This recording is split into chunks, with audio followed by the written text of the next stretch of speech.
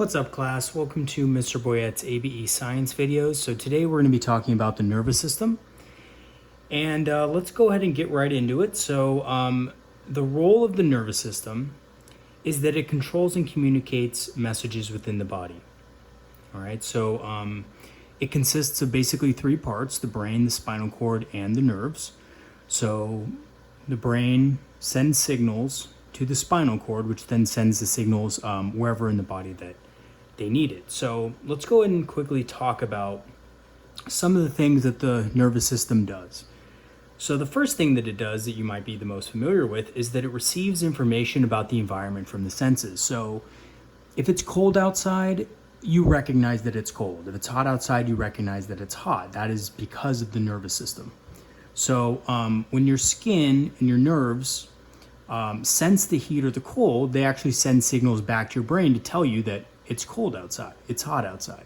Or if you touch something hot, that's also the responsibility of the nervous system.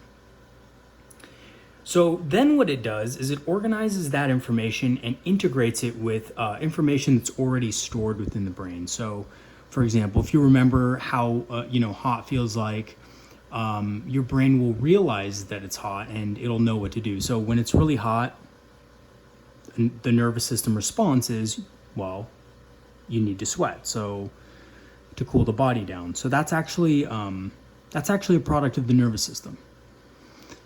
Okay, same thing when it's cold. When it's cold, really cold, sometimes your body starts shaking, and that's in an effort to warm it up.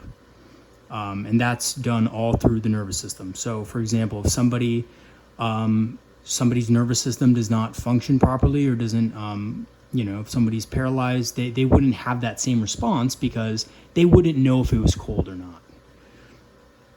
Okay, so the next thing that the nervous system does is it uses that information, and this is what kind of we're talking about, to send instructions to muscles and glands. So the muscles would be shaking when it's cold, and the sweat glands would be active if it's hot to cool down the body. Now, something that may not be remotely obvious is that the nervous system is also responsible for our conscious experience. Okay, so of course the brain is part of the nervous system. So the thoughts, perceptions, and feelings of mental life that we have are due to the nervous system. In particular, they're due to these nerves in our brains called interneurons. So let's really quick talk about the three types of neurons that exist in our body. And there's three types, and they all have different functions, and you need to know what each of them does for the GED. So the first type of neuron is the sensory neuron. So this is what we were talking about when I was talking about, your touch or your, sensations that you have, whether it's hot or cold. If, you put your hand on the stove by accident and you get burned, that is a result of your sensory neurons telling you that's hot. Pick your hand up. As an example, usually when I was teaching my classes, I would give them this example of, mostly everybody remembers at least one experience where they were burned really badly and for the first time. Whether you put your hand on the stove as a kid by mistake or you touched the oven by mistake or something like that. So your body remembers that. Your brain remembers that experience so that you know not to do it again. However, I myself included, I don't remember every single time I was burned. I just really remember that first time. So that's all that's really important. So that's your sensory neurons at work. And then your sensory neurons, those feelings, are integrated with that stored information in your brain. Motor neurons are a little bit different because motor neurons are responsible for your movements. So for example, we don't think about it, but when we walk, our nervous systems are actually sending signals to our nerves, to our muscles, to contract and expand. So every time I take a step, that's a signal, an unconscious signal, a subconscious signal, I should say, to our brains, to our muscles that tell us, okay, expand, contract. So when people are paralyzed, the reason why they can't walk isn't because they have some sort of muscle problem, usually. It's because of their nervous system. Those signals aren't being sent to the right places.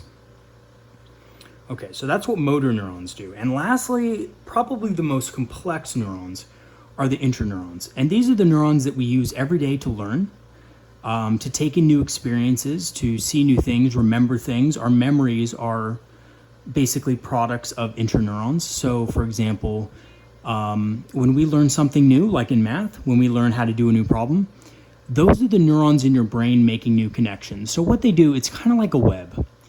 And your interneurons have little arms, and they make connections with each other based on what you're learning, so that when you see the same thing again, you'll know what to do.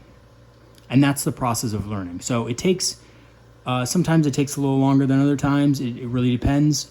But for the most part, if your brain sees it as something that is important, and if you're diligent about it, your brain will make that connection.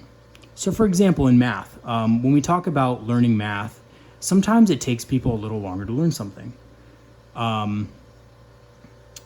That's normal, okay? So it all has to do with your open-mindedness. So for example, if you're really open about learning something, you're gonna learn it quicker than if you're frustrated with it or angry with it, or etc.